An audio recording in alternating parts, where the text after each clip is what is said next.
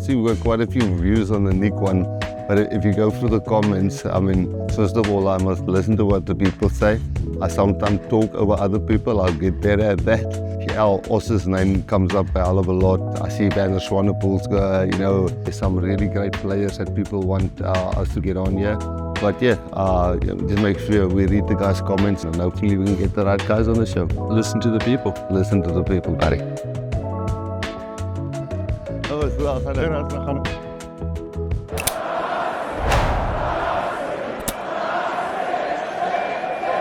Okay, Osa, everybody with the podcast so far, when you read the comments, and we had a few guys, Nick Mallet and guys like that, and everybody's asking for Os. And obviously, me and you spoke about 3 months ago about just doing this and some other stuff which we might touch on. So, bye, donkey, man. I appreciate you being here and making the time. No, pleasure. I mean, you're the most famous guy now, so it's an honor for me to be here. And obviously, I mean, we come a long way, and it's a really privilege to be here, and hopefully we can enjoy it. No, we'll enjoy it also. We enjoyed many things together, so I think we must make sure. maybe keep it in the past. Yeah. Let's talk what we can. Also, I think the first thing is, first of all, I think people, the older people, know, people 40 and above, 35 and above.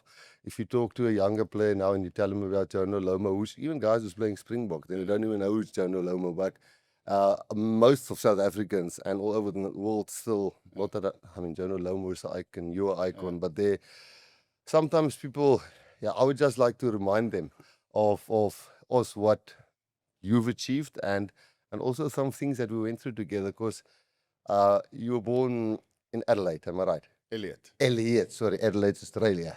Elliot is... There is Adelaide in Eastern Cape as well, close to Vryburg. Yeah, that's right. Okay, Elliot. And Sky School? High school in Adelaide. And Adelaide. That's where the connection is. Okay, that's where I buggered it up, yeah. And but also, it's actually really funny. If you think about it, we were born both in 1972. So we're both 52. I think you in September, I November. So it's... You 2 or 3 months older than me. Funny thing is, in the dispatch, and please also at any time stop me and you throw a question to my side. But actually the Meyer Sauerman Day, where we played in dispatch, there was a tournament in dispatch. And I actually went back and what is Noordwest Cape? Northeastern Cape. You played Premier League for them. Yeah, that's correct. Yeah. Yeah, and you guys did play in that dispatch tournament. I went through the list there. Oh, really? Yeah. I can't remember. Yeah, it's a Meyer Sauerman Day. So I actually wanted to track back. Where's the first time I saw you? We didn't play against each other, but okay, shame you both. But then in 1990, it was Craven Week in Durban. That's correct. Yeah. And then you also played for Noordwest Cape, North Eastern Cape, if I say it correctly. I mean, you played SA Schools. I definitely remember you being you played SA Schools that year. I only played 1 year Craven Week. And there was a guy playing with you, I think Dion O'Kinnigan. That's correct, yeah. And Basil de Koning, he was at SA Schools. Yeah, and Dion O'Kinnigan, obviously I wanted also to play SA Schools, but Dion made it above me. And Basil played with us at Griquas and played with us at the Cats. But then I think there's another Springbok who comes from, also a prop, Gary Pagel. And Anton Leonard. Yeah, so there's people, I like to brag about the dispatch, but you can definitely brag about your school. And also, but where does the name, I know, but where does the name Os come from? You maybe can help us with that. Yeah, so obviously when I went to boarding school from Elliot to Adelaide, and you what we call the Brakke card, you had to carry it in front of your chest, and with all your details on your name and nickname, and at that stage I didn't have a nickname, and so there was left blank, and then one night the matrics decided they're gonna shave me somewhere downstairs, and they couldn't pin me down, and then the one guy said, "Shit, you're strong as an ox, you're an os." And then the one guy said, "That's your nickname." And my mom didn't like it because he said, "Why do you call you os? You're a bull, man." Yeah, bull. And then after school, I thought it will get lost, and then one guy in the army remembered me as os, and then from there it just went viral as the Yeah. new people would say. And now all over the world, people know who's Os the Randt. So maybe it wasn't a bad thing. What is ontgroening when they doop you? So maybe there's one good thing that came from initiation, if you Yeah, ever got. initiation, that's Yeah. right. Yeah. So also Craven Week, SA schools, and then we went to the army. Both of us were there in 1991. Mm, And we were both on the Rooikat armored vehicle. correct. BS Katron. Yes, good. BS Katron, both of us. But we were about 70. Yeah. I can remember one or two things maybe about the army. We're not going to go in deep into the army. Yeah. But I remember, because you were intimidating. I mean, you were, what were you wearing then? But it was all, Yeah, what, when I what do you call it? Book team, not book team. yeah, when we, You klaar in was. yeah. Yeah, so I was about 114 then. And Yeah. after basics, I was 100 Ks. Yeah, so 100K spot, shoulders like this, and you were always, but we never were close friends there, because Nah. I'll be honest with you, I was just scared. We couldn't get in you and any clique, so we were always outsiders. No, I couldn't be a just clique. jokes, I just couldn't be a jokes. clique. No, but also, do you remember the days when there was a phone booth or telephone op, Yeah. at the bottom? Or we must stay. They call it was the Holiday Inn, the barracks. Oh, that's stay. right. That's right. Yeah. And I remember I stayed on the second floor, but there was this phone booth. Uh, I hope, if you help me out if I'm wrong here, but we got like 3 minutes to phone home. Yeah. But you had to stand in a queue, Correct, push, yeah. and then it was still, you put in a 5 cent Yeah. or 20 cent, and then you Right. could speak so long. And we were all obviously, we were 19 when we went to the army. And especially me and you, that as late birthdays in the year, we were young, and there were guys who finished their studies, who Yeah. were lawyers or Correct. teachers, and so I was afraid of you by your size, and then the older guys there. So I was pretty lonely. So I don't think I had a clique. Or maybe a Yeah, clique. so, yeah, it's interesting, when I was supposed to go to the medics in Pretoria, and then I decided this Boersian is not going to the medics. He's not a medic. So then I heard that in Panzer School is the place to be if you want to play rugby and Yeah. stuff. And at that stage, I didn't think I was going to play because I've torn my ACL in just after SA schools, and the doctor in PE at Green Acres Hospital told me I'll never play rugby again. Yeah. So then I just got off the train in Bloem, and I went to 1SDB, and I can still, the one thing that I remember, and I'll never forget it, you're out of school and you're a big shot in matric, played SA schools, and you achieved almost everything. So now you get, huge bundle there, and I was leaning against a tree, and there was somebody who I can't recall his name, and he came past and said, "Stand up, right? That tree's been standing for 100 years." And you just like that. So yeah, and then I eventually started in the tanks in Yeah. OSTB, and then somehow they got wind that I was some kind of rugby player, and then they moved me to F Escadron in Panzer School, Yeah. and then to the Noddies. Yeah. And I was going to tell 90s. people what a noddy is. A noddy is the Eland C90, and it's got a Chev engine in, but the whole noddy, it's got the biggest cannon. Sorry to interrupt, No but the worries. biggest cannon. But did you ever fit? Did you actually? You never climbed it? Or? No, I had to, and then they decided, I'm too big, so then they moved me to C Escadron. Yeah. So that's how I joined you. But you already were there. Yeah. What I wanted to say about the phone booth when I interrupted you, sorry. So now we could phone home. And I remember we stood in this queue, and you want to talk to your mum or whoever, you're lonely, and it's basics and all of that, or just after basics.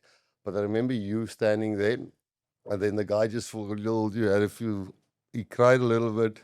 But the guys listened to you while you're talking, because they're standing there. And I saw you were there, and I was lonely and afraid, and the army was now intimidating there.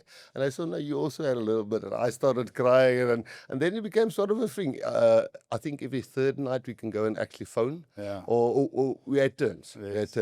But it actually became this thing, where, and I think in a way, there was two things that made me feel, okay, everybody's a bit scared here. It's not just me. It's not so, Yeah, and the other one was, remember when we, wat is inklaar? I was going to be the word coming. When you go into the army, and I can't find the word now, but initially when you get there, the first thing you remember now, there's these students with long hair. They've studied already. There was a guy Wimpy van a Nest. Yeah, Remember him? yeah. He has long hair.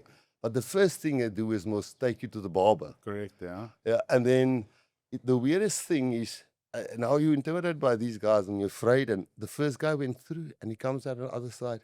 And suddenly it's just, we all look the same. Yeah, Everybody's correct, hair is cut this cord. You don't recognize the guys. Yeah, but it also feels like it like levels everybody, and it feels like, okay, no, we're all at the same. Yeah, that's funny. I've never thought about it like that, but I guess you're right. And that's probably one of the reasons why they do it. Yeah, so that's quite interesting to see it out of that perspective. Yeah, maybe one other thing in the army. I hope you can remember this. For me, it was quite funny because we had now the older guys, 23, 24, or whatever, and we were 18 or 19. We had obviously, I mean, you're a diesel mechanic. You can service a roy cut. I knew nothing. I come from dispatch, but I was one of the more. I wasn't one of the tough guys who could climb into an engine and do the things. And we had to learn how to be a driver, a gunner, a span baff, all of those kind of things. And so we were quiet. I was especially quiet when it comes to telling the ins and outs of these, because I mean, it's 16-ton. With full armor, it's about 62 tons, if I remember correctly. Yeah. And so those things I had to study, so many kilowatts. I don't know what meant, 416 or something like that. And there was this summer year. VD, remember? Some of your VD. We're not going to say why it's VD, but some of your Robert. And he was very interesting. I mean, and he once said to us, now we all sit there, but nobody questions him, remember? And he says, and he was busy doing, I think it was map work, card work, like how to read maps and stuff. And he says, this is a 180-degree circle. And I thought, I'm sure a circle is not 180 degrees, but I'm not going to say it is here. Remember that? Yeah, I remember that. And now the older guys who studied already, now we look at them and I think, a circle is not 180. Surely you guys must interrupt that. Yeah, you guys know, you study, you got degrees, help out here. And then one, Anton Botha, he put up his hands and he says, certain major of some year, that's not a 180-degree circle. I said, I gaan nou in Engels say, what do you mean? He says, no, a circle is 360 degrees. I say, hey, this is a small circle. Remember, and all of them. Okay. I remember that. Yeah, the other funny story about him is that we were at outside of the brug, and he gave us an oppie, and he shouted at us, and I'm going to say this in Afrikaans, they can capture it. Hij zei, luister die troepe, ek sal vir julle jaag laat liewe Jesus, julle nie met 'n verkyker kan sien nie. Ja, dis waar. So he was quite funny. Actually, he was one of those characters that made army worthwhile and make you think back of it with fond memories. Yeah, we were scared of him, but we had massive respect for him. Sergeant Schenk, you remember him? Oh, Sergeant Schenk, yeah, no, I was really scared of him. Who wasn't? Yes, yeah, no, he was. But then in the army, the first year, I remember there was under 21 rugby, Free State under 20, and obviously you came with a massive name into it, although you had that knee. I remember that knee, you had that blue knee. I will never forget that, because you always see you around, and as I said, but scared of you, nervous of you, just the truth. And now we must play sport. And I've said this in a previous podcast when we chatted.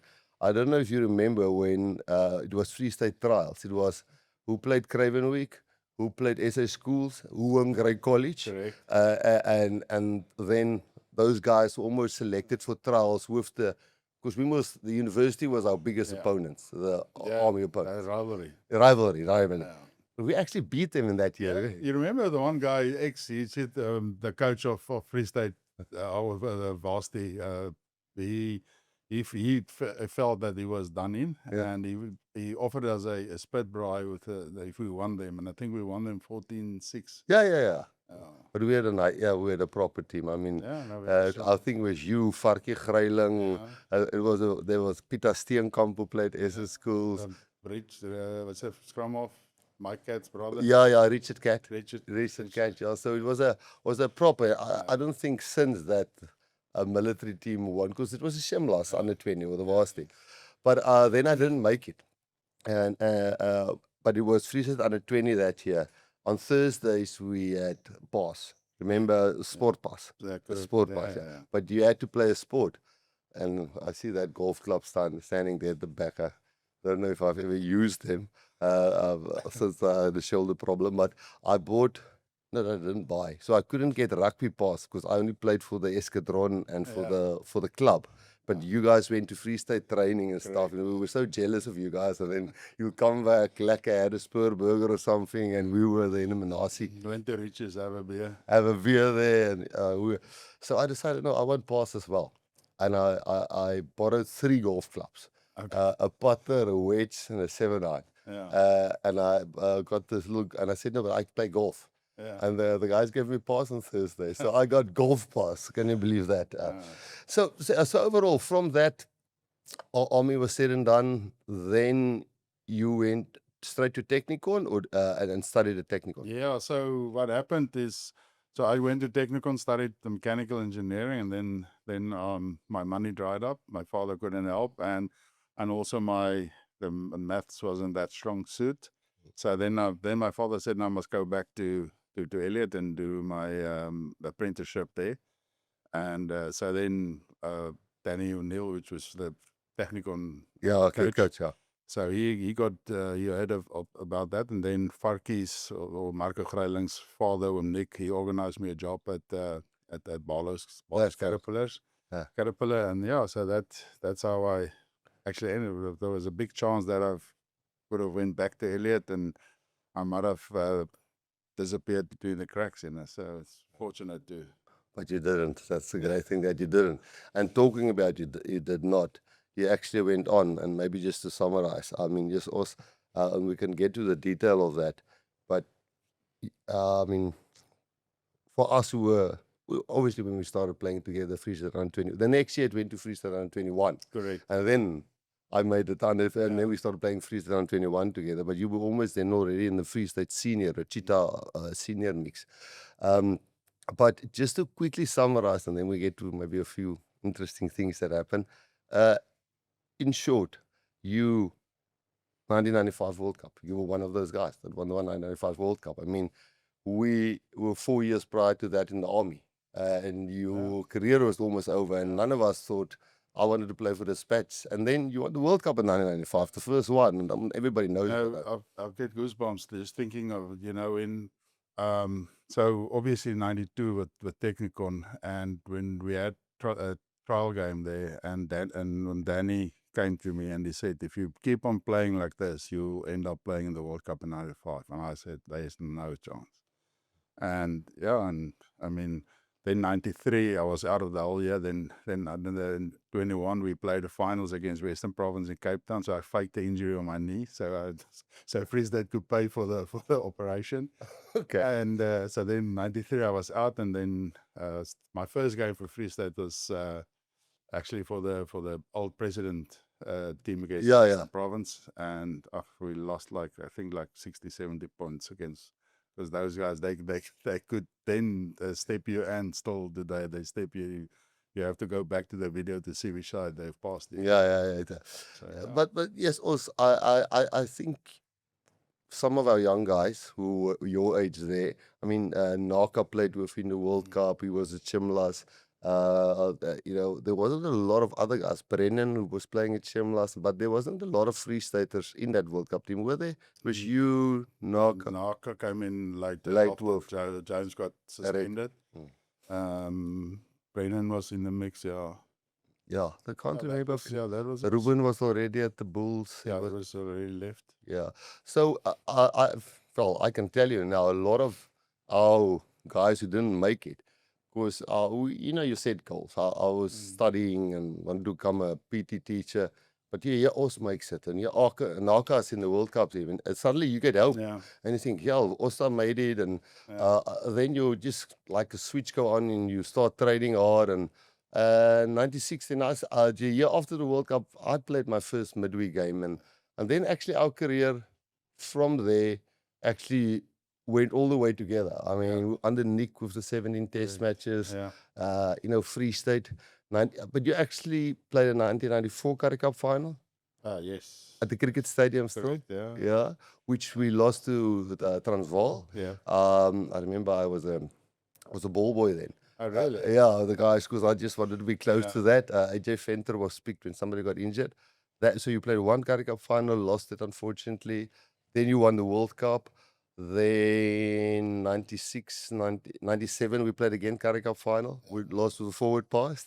Uh, but Have you ever thought of if that didn't happen, we won that game, how we would have became a strong side, because we were a very good side, and if we won that, then obviously after that you guys went, some guys went to other provinces and stuff. But if we won it, we would have stayed together for another 2-3 years, and I would have loved to see that team after 3-4 years together.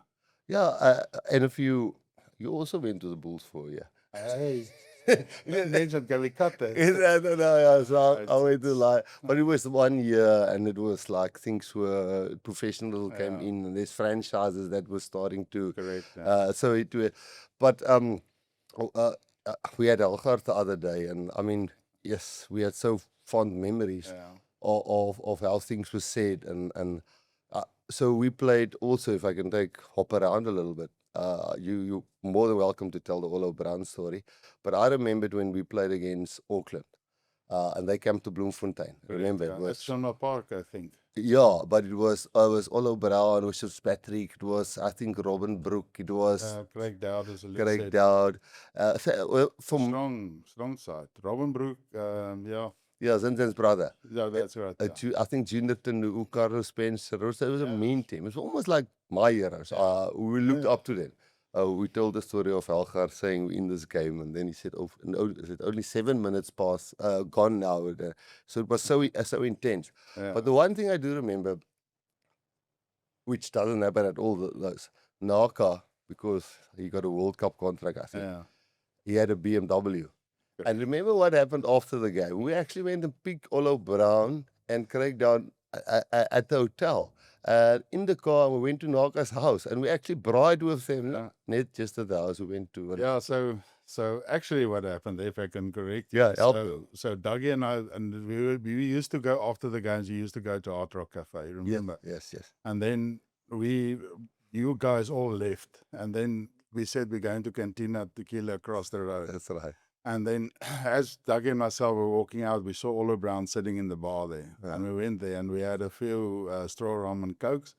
And then we took him to Cantina, and then Cantina was closed. And then we went to Naka's house. And that was the evening where I was very irresponsible, where I drove like 210 in Bloemfontein streets with that blue BMW. Oh, you also had a BMW, yeah. So Yeah. I bought that with the first check out of the World Cup. I always wanted I'm a bit of a petrol head, so I always wanted a BMW. So I always had a Sprinter, Toyota Sprinter, basic stuff. Yeah. But then I thought, no, well. But there is that back road there, Yeah, where you can go a little bit faster. Treat myself a bit. Yeah. But it's sad in a way that because of professionalism now, after a game, there's not even really a post-match function. But I mean, in those days, the guys went with, and I mean, you actually with Orlo and Craig and those guys, you become friends. And when you play later against each other, even they play for New Zealand, you got a little bit of a connection. I don't know if you will go soft at each other ever at a scrum. No. No, obviously. I mean, we talked about it last night, in the final, in the last 20 minutes of, you really, myself and all. In the World Cup. In the World Cup, yeah. So we were cramping, so we almost, had a deal with it, just looked at each other and we just stood against each other. We were just too tired, So that's the inner circles of front row. You know when there's a rivalry, and sometimes you just know that, we spend, we just need to be settled and stuff. But also, one thing, Dougie Heymans, I mean, yes, there's so many of our buddies and I know you and Dougie had a special bond, and I know Dougie was not one of the biggest tight heads, but Dougie could scrum. And I think so many times, and I fully agree with what the other way they go now to make the game safer and those games. I mean, I wish the guys can clip in how you guys scrum, because it was 3 meters apart. Bah! Momentum. Yeah, and then it full of was a momentum. crash. It was a Yeah. crash every single time.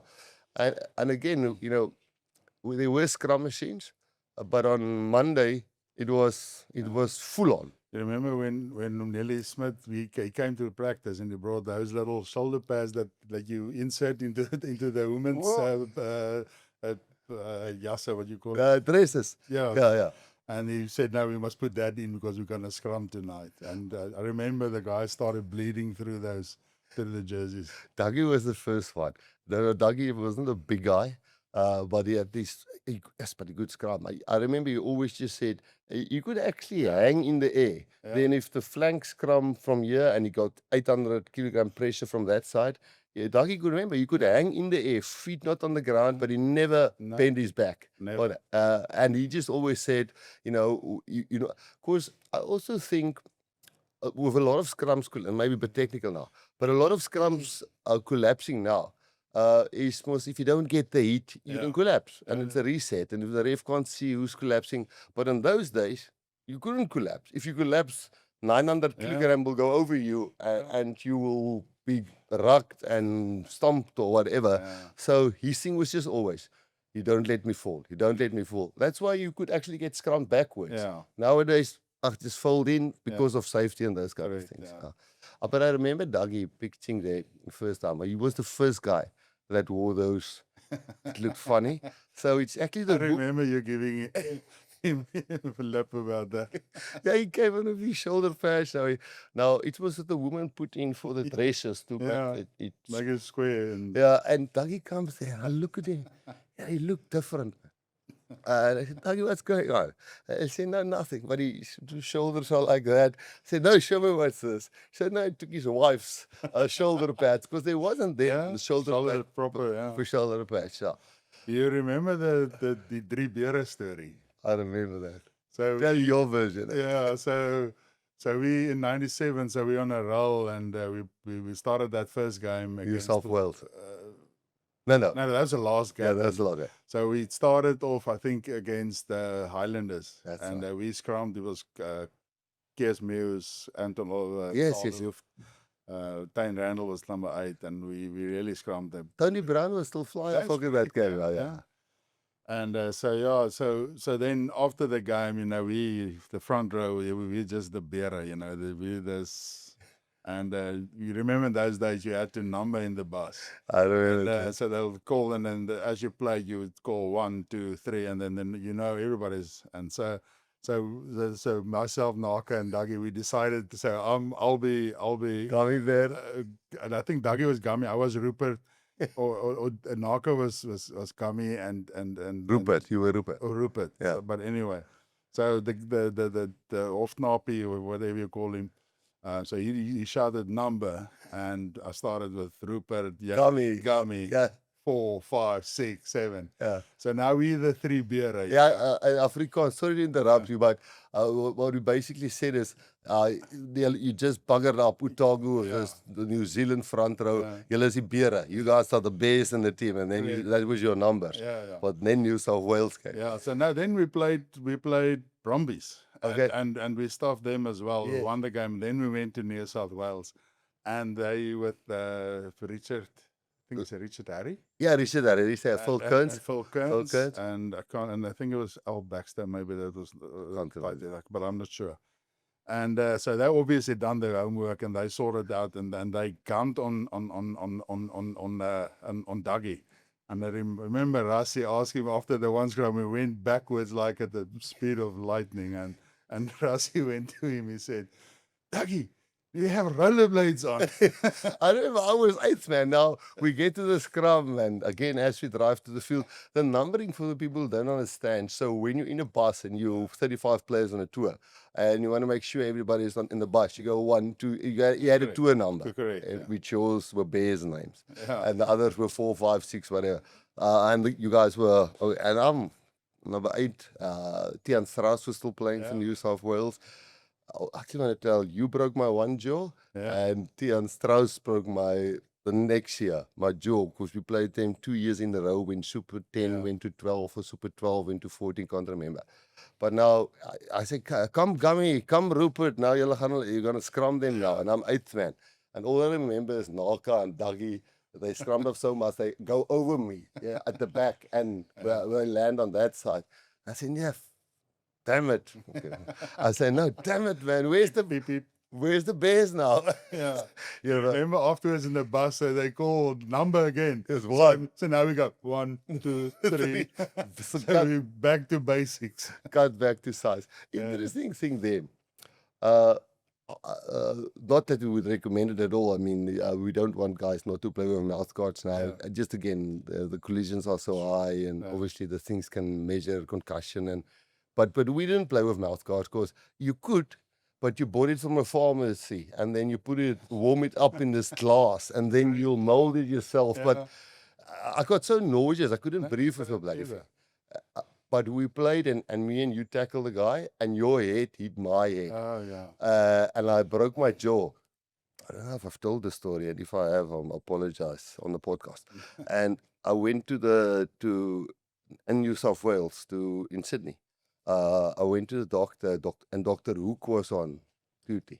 And he operated me, and you guys then left for another, I don't know where you played there, but now I'm alone. In a different country, you know, you feel can't sorry speak for yourself English. And I remember waking up after the op, and there's our game's highlights, and it's exactly the highlight where you come around and we tackle, and it hits me. So it exactly. And the guy said, no, you can't play rugby again. Long story short, I don't want to talk all that. I'm sorry, Osa. And it was over December, January. And they wire your like they operate you, and they put wires in. And then they give you because they know December is Jeffrey's Bay holiday. We're going to enjoy ourselves. You know, it wasn't fully professional, so we could carry lack in December. Allowed to. But they gave you a side cutter, pliers, tongue. Yeah. And I always had it because the guy said, if you get nauseous, Yeah. you Because you can't open your jaw. can drown if you. Yeah. So that was if you, maybe if you had a stomach bug or something, or you had a few drops too many, you had to take the side cutter and cut it off. Yeah. But then the next year we played there again, and Tian was playing for them, also a South African. Same thing, run into Tian's Strasse, jaw broken again, back to the hospital in Sydney. Same doctor. No, man. Same doctor. Dr. Hook on call. He said, he said to me, but I said you can never play again. I said, operation again. So yeah, I suggest. And you played for how many years after that? Yeah, yeah. And the other one was one of my best buddies in a club game, Dennis van Sail. Remember Oud Grace? He hit and I broke my jaw the third time. So wear gum guards. You didn't wear it because you can also not breathe with the thing. I couldn't breathe with it, and but later on, obviously, it wasn't in my last. It wasn't compulsory, but the guys really promoted it and tried to get the guys to wear it. So I played the last couple of 2 years or 3 years. I played. Yeah, one shoot is much safer, and the gum guards now. Obviously, from the beginning towards the technology involved, it was much smaller in your mouth. You didn't feel like you always have to open your jaw to breathe. It was more natural. Yeah, and the dentist or I don't know what you call it, they would come in now. They would come and fit the thing there, and the boys will, it has to be World Rugby approved. It's got a chip in to measure concussion. So, yeah, that certainly changed. So you guys lost 94. We started playing together. We lost 97. Then 95, you've won the World Cup. Then we all went to the 99 World Cup, and everybody know how we lost that one with the drop goal. Then in 2000, you got to see it was your knee again. Yeah, I was always in and out with injuries and stuff, and 2000 went to the Bulls, so at the end of the season, I went to Don Doop, the surgeon, and he said, listen, if your knee is buggered, but if there's no springmorph thing, I would recommend you retire. So then I retired end of 2000. And then that was also when my foot broke. So my 2002, 2003 was almost a non-existing. I was coaching the Voda Cup team, and then playing a little bit, but my foot never. It's never Yeah. going. But you played with us in 2004 Currie Cup final, Yeah. which we also lost. Yes. So then at that stage, we haven't won a Currie Cup in 29 years. But then the next year, so you started playing 2004 again, eh? End of 2002, Yeah. I started training. I went to Wimpeet and said, listen, I want to start playing in, and made pay for play and stuff like that. 2003, more of us there, and then and only started really getting back into the folds in 2004. Yeah, and then we lost that Currie Cup final again. But then 2005, we wanted to touch on that on the previous thing when we chatted with Helgaard, but we didn't get time. But now I went to, and look, we were all great buddies in Bloemfontein. Yeah. I mean, we did everything together. Of course, true. Bloemfontein has The one. only thing we had was us, you know. Yeah. They had to be close because we didn't have the big names. And Yeah, and I that can was- remember, as I said to Nick the other day, we were so tribal, you know, when there was a movie on, we would slip out if the Cheetahs played and go and watch the Cheetahs on TV and slip back into the movie because we were really close friends. The only two golf courses, you know, there was one Tempen bowling, there was a movie, and there was a Spur and a Lekker Kuierplekke. Yeah. So we did everything together. Yeah. So now I became the coach in 2005. And I don't know if people realize that the loose heads, and I want to give you credit on this, loose heads was Ollie Leroux Springbok. Now, the previous year I played with you guys. I lost the Currie Cup final. Now I'm the coach. Yeah. Now it's you who won World Cups. Yeah. It's Ollie Leroux, who's a well-known prop, and then Vian de Pre, who's a Springbok. Those were the loose heads. The tight heads were CJ van der Linde and Jannie du Plessis, both Springboks. Yeah. And Naka was the hooker. So there were 6 Springboks in the front row. Yeah. And that's actually, and I remember I went to you first. And now, obviously, in those days also, there wasn't really, a reserve was a reserve. Yeah.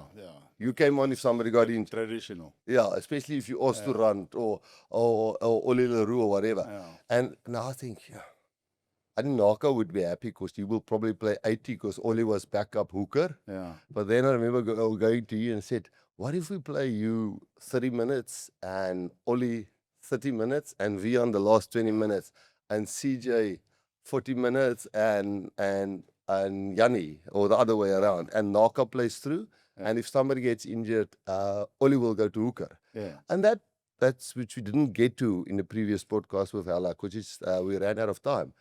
But then we went to the Bulls, who won those Super Rugby, the Victor Matfield. Yeah, great team. And also that, I mean, you guys, we could match them because still we had Ender Scholes, we had John Smith, our locks weren't big names, but they were flipping intelligent. Who was the 8th man?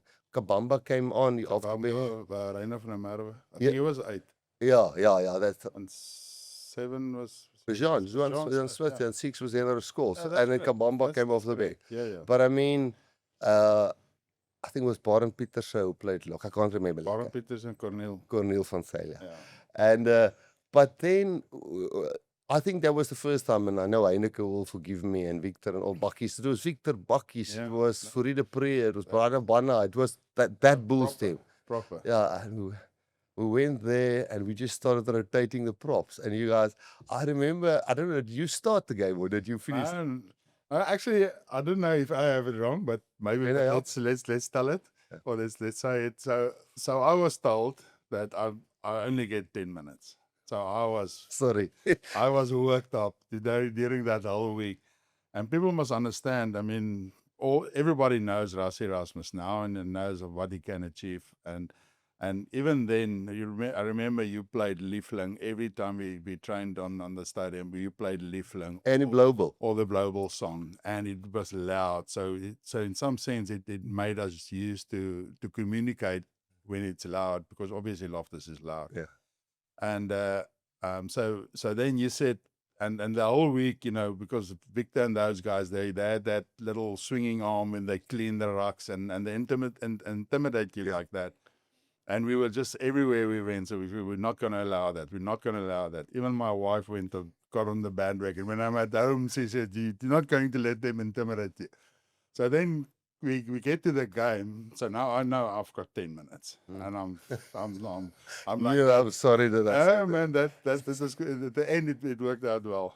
So I was like that cartoon with a bull, you know, the smoke that. coming Yeah, out you the know, ears, the psyched up. nostrils. I was psyched up. So I think Vian started the game. Yeah, Yeah. Vian started the game. And I got subbed, or I went on, and I think it was the second or third rock. Victor cleaned me, and I just went after him as if my only and first punch in my rugby career. Really? Yeah, it was the only time, but I was so worked up because of It- the coach only wanted me to play 10 minutes, and We but were. then obviously you had your reasons and stuff. Maybe you already started to teach yourself the psychology game. Yeah. But anyways, I went after him, and I remember he pulled his head forward, and I made contact on his forehead on the scrum helmet. And I remember still now that I don't know whose eyes were bigger, Jonathan Kaplan, the ref, or Victor. So now we both get a yellow card because he obviously saw the swinging arm and stuff. So now we walk off, and a victim, so we big buds, and we played together with the box and stuff. So he walked and he offered his hand and he said, sorry, pal. I said, FFU, man. And you're still psyched up. I said, what's happening now? I said, I only had 10 minutes. Now I'm spending it in the bin. And luckily, after the bin, I came back on and played more than 10 minutes at the end. Yeah, no, sure. But again, for in those days, for people to accept that, Yeah. even when Kabamba came on, when we stopped a guy like Hendro or Johan Smith at the end, and Kabamba, I remember him and Bevan made the last one. So we won the Currie Cup for the first time in 29 years. And that was the first bomb squad. It was the first bomb squad. I tried to say that to people. It's tough. It's not lacquer. No. But then afterwards, yes, we're all happy. Yeah. We all eat. We call it now. We all eat. I think the way you did it, by getting everybody's buy-in, then because at the end it will always be a team sport. Yes, it's nice to be in the starting lineup. It's nice to have your jersey with number 1 on, Yeah. and not number 17 or whatever. But at the end, people just remember you had X amount of tests, and you were in that era, and wara. So I think at the end, if you put the team in front, Yeah. it will always work. But Yeah. when you get egos, and obviously as a coach, I believe you have to make those hard calls and get rid of them. I mean, if you don't fall in. Yeah. But it was intimidating chatting to 6 Springboks and getting them to buy in on the rotating. And so we did it. The next year we played Ken the Currie Cup, 2004, my last game, lost Currie Cup final. You lost 3 previous ones, Currie Cup finals, but then you won it in 2005. And then we drew it in 2006. Yeah, that was my last Cheetah game. Which one? The 2005 final. Okay, so that's where you stopped. Now think that was 2005. 2006 was the draw. The draw at Bloemfontein again against Bulls again. Yeah, against the Bulls, and then 2007 was right after the World Cup. Yeah, we were there played against Transvaal Lions. Yeah, I didn't play in 2000.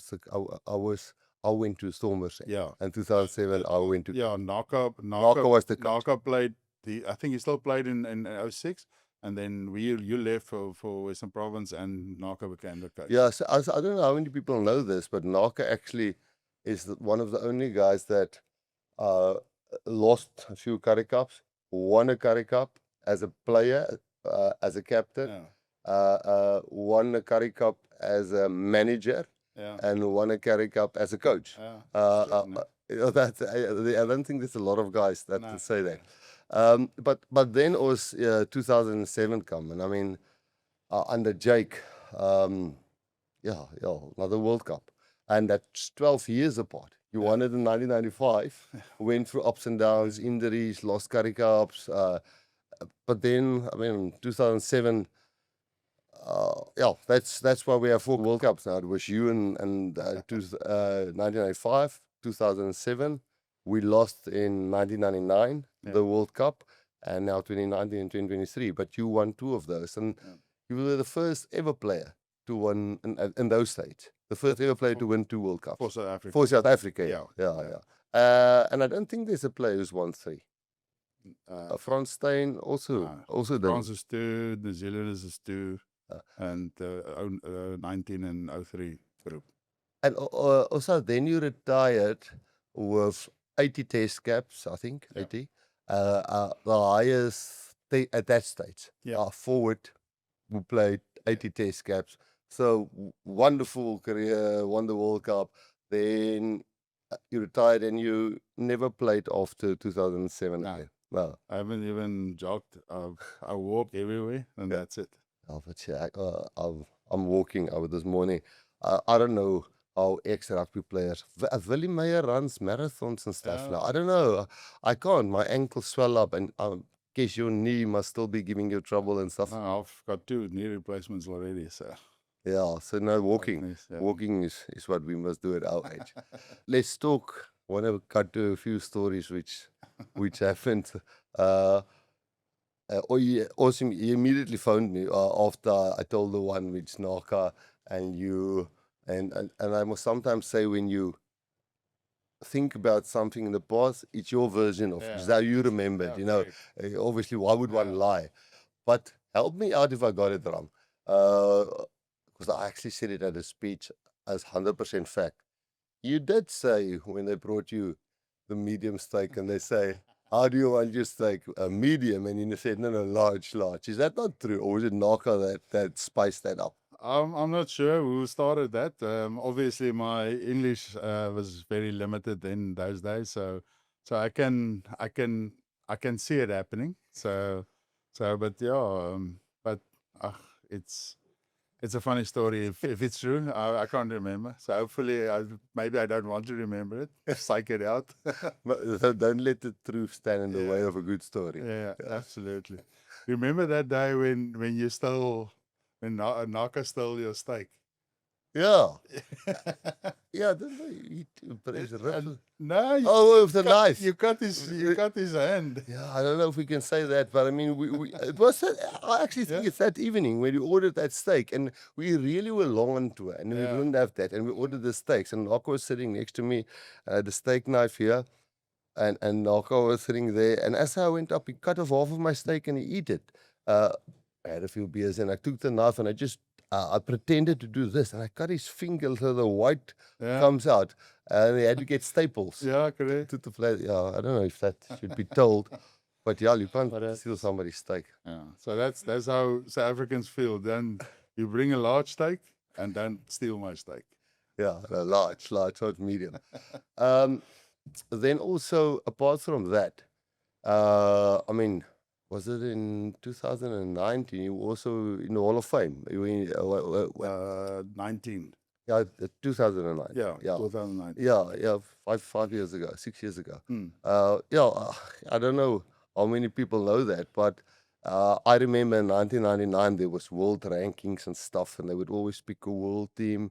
And I actually remember in 1999 after the World Cup, which we didn't proceed to the final, we lost in the semi-final. At that stage, they also said you were rated the second best loosehead of all time. So I think where you said you almost went back to the farm and you thought it would stop, hell, it didn't stop. It 2 World Cups, 12 years apart, Currie Cup final. We never won a Super Rugby.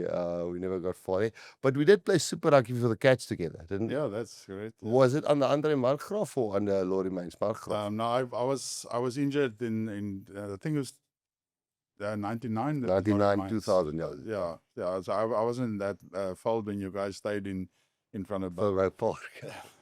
And so yeah, we played. Obviously, we played the Super 10 95. Yeah. You guys had to go and fetch the The 4X. 4Xs. Yeah.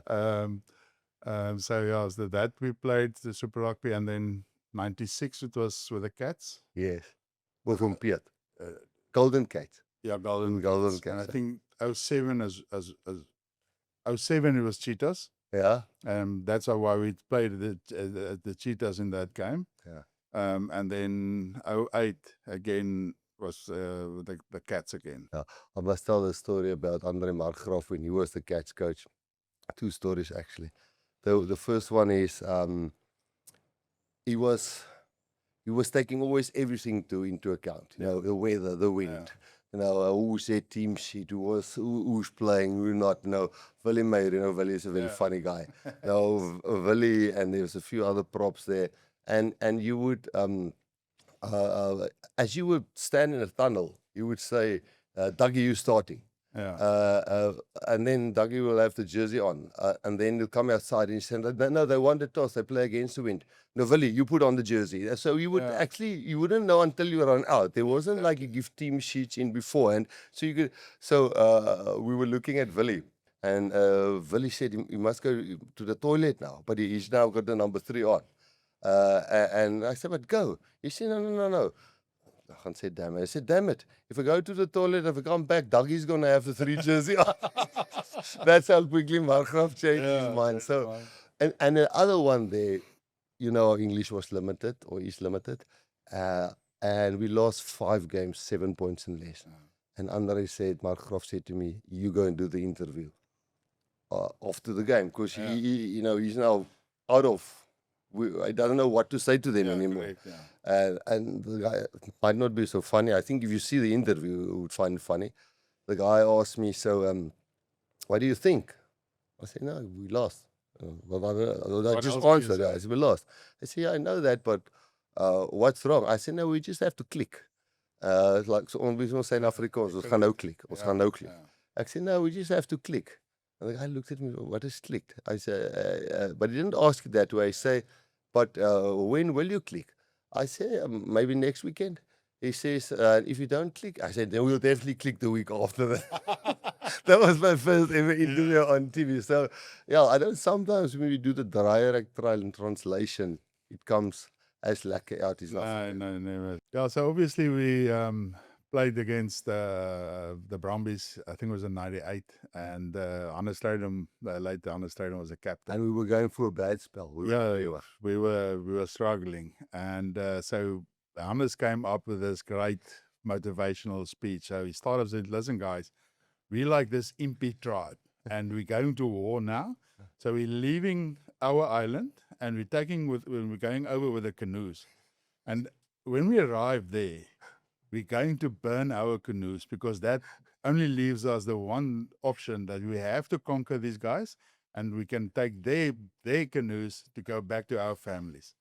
So now we go on, and it was like the whole motivation. Yeah, we all spoke about that. Yeah, burn our canoes. We're gonna have everything. So anyway, so now so in the game, so we're like 55-0 behind, and we're walking back to the post, and I remember the guys told Jordan Inoma was a physio then.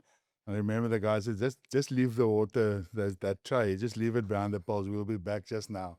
Yeah. But anyway, so apparently behind the poles. Yeah. We'll be there behind it. Yeah, we'll be back there just now. And we walked, and they just tried another score, and Willie Meyer walked, and he walked next to a guy, and he bumped him with the elbow in his stomach.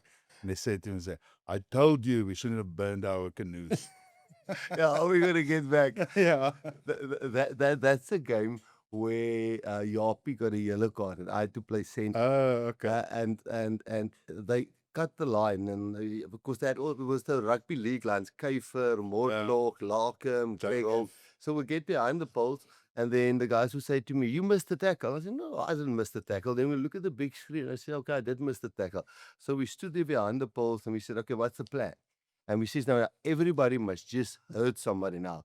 And we know we're going to stand behind the poles in the next 4 or 5 minutes, but then you must at least say who you hurt. Yeah. And we get behind the poles, and and we get 10 Yapi. When Yapi must got like his tone of his voice must went up. He said, Yeah. What? Who hurt you? Who? You heard somebody spoke like that, and then everybody had to name somebody that they heard. That was our plan. And then as we're on the field there, and they scored, we lost 64-0. And Yapi went to, I think, to Hannes, or to whoever. He said, listen here, just go to the ref. I swear these guys are more than 15 on the field. I'm 100% sure they're more than 15. Yeah, they were just running lines, and it feels like they 20 guys. 64-0. Yeah. Remember we had a lock. Well, it's a good friend of ours, Bram Elt, the famous one for saying Auckland over all. when the line-out course was there. But I remember Brom was massive, but if you get Brom angry and Correct. upset, Yeah. because he was this massive man. He was a big man. Yeah, but he was like a good line-out caller, and that's nice ball sense and good scrum and everything. And then when Piet said to me, I was upset Bram in the game. And from eighth man, I actually hit Bram. Anything, and then when we talk about the Naka and the border game, also when the two brothers, That's was right. playing, Yeah. and Bram came up and he said one of them hit them. I said, "Oh, Bram, hit them back." Sort it out. And Naka said, "Yo, hit them back, man. You sort it out." And Bram came here the next scrum, and the locksmith used to say, "Open it up, maak oop, dat daar nou spasie is, space to hit." And Bram hit. And he hit Naka on the nose. And Naka's nose was there. He said, "Nee, fuck, but my slowly op posisie." Yeah. That's the only time Bram ever hit somebody. Can you remember the two brothers, the Van Zyl brothers playing for? Yeah. One was a hooker and the other one was, I think, the loose head. So obviously, we play against Border, and it's myself, Naka, and Dougie in the front row, and Naka is quite vocal on the field. He's always chirpy and giving it to the other guys, and so at one stage he got it into an argument or a heated discussion with the hooker with his opponent. So he went to the man, yo, yeah, so like I said, yo. The clo. Yeah. And the next moment, the prop winds up from the side, and like I said, but why did you hit me? I said no, but his mom is also my mom. Yeah, they were actually brothers. And he was saying, brothers. "Listen, your master, or whatever." Yeah. And then the guy hit him. He said, "He's my brother. We've got the same mother." Yeah, that's right. And over in Border. Osa, and then you coach for a short stint as a scrum or forward coach Cheetahs, or where did you? Yeah, I started consultant in 2009, and then actually in 2010 I was with the box with Peter de Villiers. Yeah. And then I continued to 2015 with the Cheetahs until after the Super Rugby, and then I went over to Japan to coach at Toyota Blitz for 2 years. I remember there wasn't gyms in our day, especially not at Craven Week, and especially not when we just started in the army. And I know obviously your size is in your genes, and your father or mother or somebody in your bloodline must have had massive genes. Genes, gene. Yeah. But your farm work gave you the power and the size. It wasn't gym. No, absolutely. My father forced me to carry fertilizer bag 50 kgs. I had to carry it on my head because he said if you're going to be a prop, your neck must be strong.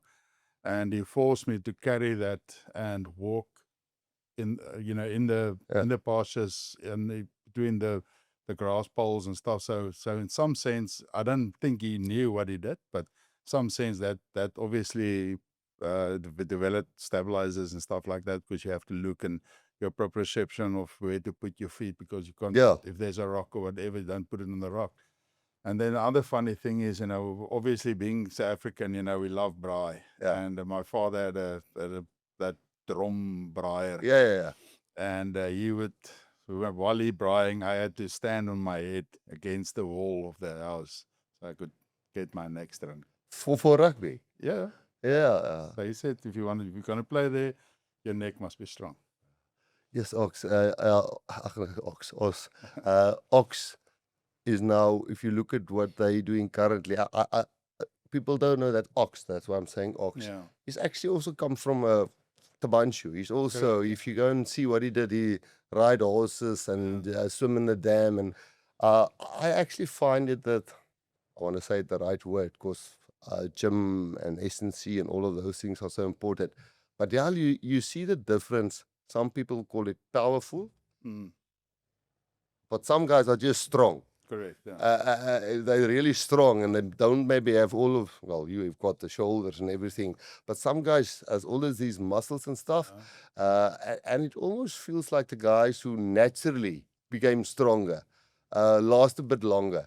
then I don't know if you don't have to Yeah. answer that, but the overseas guys like to call it a powerful. Yeah. But it doesn't really describe the word Yeah. sterk. No, not really. Yeah, I think the main difference is that I think if you're naturally there, things comes easier in the sense if you go to gym, then you put on more muscle weight, your strength increases quicker than the guy that's probably not naturally there. Yeah, But I mean, obviously, I remember in those days when S&C coach comes this side of the gym. you would go to us. We walk the other side. We walk the other side, and it comes that side. You go back. So we never jammed them. And looking back over my career, that's the one thing that I regret not really going. The only time when I did really good rehab was after my knee op in '93, and then just being explosive and strong. And I always had this thing where in rugby you don't do anything in straight lines. Why do you need to bench 200 k's because it's just a straight line? But I think the one regret that I have is not be a Andre Fente, if I can Yeah. put it in that sense, where you're always strong, always fit. Because I struggled a lot with injuries, and I could have had A longer. not probably not longer, but more games behind, caps and stuff like. Not that I say I would have been there, but I missed a lot. I mean, I missed 98 because of an injury, half of 99. I mean, when I first retired, I was like, 28, 29. Yeah. And then came back of 30. My maths is also No, now. I'm a prop, so don't worry. Uh, Yeah, so that's the one regret. And I think if you look at, just look at Evan Etzebeth. I mean, he plays almost like every game, 80 minutes for the Boks especially. And, but if you look at him, you can see his condition. Obviously, he's got muscles, but there's other guys that's not, yeah. doesn't have guns and stuff like that. But you can see they're conditioned. You can see when they take their shirts off. There's Yeah. there's They're professional they're athletes. professional. Yeah. And Ox, that's probably one of my biggest regrets as well. I remember I overcome that challenge. When I played with you guys, I was 92 kilograms. Yeah. I think you were 135 kilograms of muscle, but not gym muscles. No. But I think most of us of that era, of course, we really we didn't go in gym. No. When we went to the gym, we buggered around Yeah. because we thought it's not necessary. We know how to play rugby, and I think most guys, if you ask them, you look at Willie Meyer now. He runs marathons. You look at, I mean, Dougie was probably just before he passed away in the best shape ever. I've seen Dougie, and one probably realized that after. And if you can tell a youngster now or a guy who's in the middle of his career, the stupidest thing is to not do that rehab, not go into the ice bath, not recover, not do the swim. Return to play is also a crucial thing that nowadays gets managed well. Where Yeah. nowadays, so many times, I started playing 2-3 weeks too early, and then you push your body in the red just to keep up, and they're not even running in the front, just to be in the bundle or maybe just the back of the pack, and you push your body 200%. And that just adds up to 3 games later you injured it again. Where rather take another three weeks, get fit, be properly return to play, and I think that's also one of because personally I always wanted to play. I love the contact. I love to be on the field. I hated doing fitness and stuff because I wasn't good at that. So I always pushed myself, and when the coach said I want you to play, I said yes. So just for the sake of the younger kids out there, rather take a week longer than, because at the end it will probably give you another year playing in your career. And most of us think the next game is so important. I must play in this game. But if you think you got another so many years, Yeah. rather be 100% fit. Can you remember this one?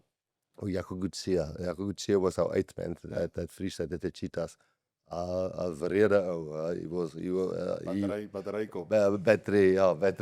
Battery head, battery cop. Yeah. But he was mean. He'd love to throw a bossy beer at people.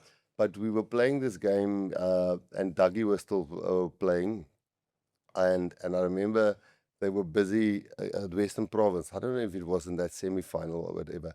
And there was like three Fritz van Heer and those guys busy with Jaco.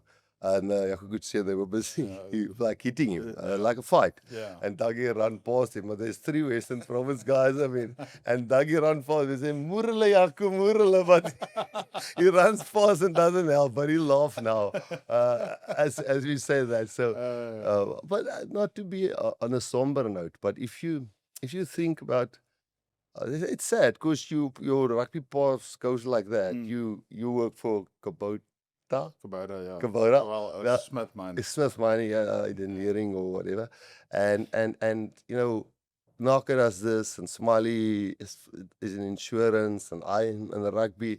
But so your paths go that way, and if you think how tight you were, it's like you miss one another. You miss those tight times, especially Bloemfontein. But if you just think, and I don't want to be somber, but if you know, Justus passed away, of the guys who's played us, Ruben is gone. It's James Small, Anders Strydom, Chester Williams, Dougie Heymans. It's sometimes sometimes you wish you can have those times over, and just tell the young guys, hey, be a team. You're gonna miss it. You're gonna miss it so much when you finish with rugby. Yeah, I think the important thing there is that you have to make everything of every minute, especially with a big mate like Dougie. Everyone, it was a surprise for us, and I really took it hard. But I'm also happy for all the good times we had, and we had plenty good times together. Quad bike trips.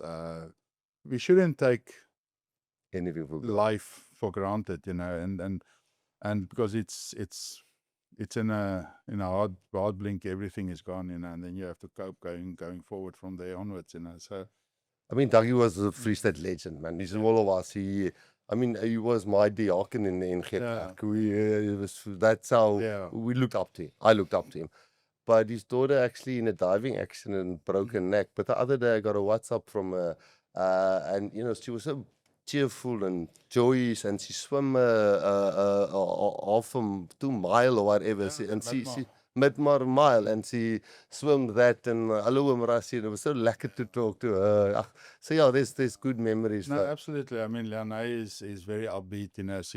She's not negative. She's not in the depression and the stuff like that. She takes it in on, and so all my hat off to her. Yeah. Rugby is not all fun and good stories. There's also sad stories. I don't think I've got anything else. I want to say thank you.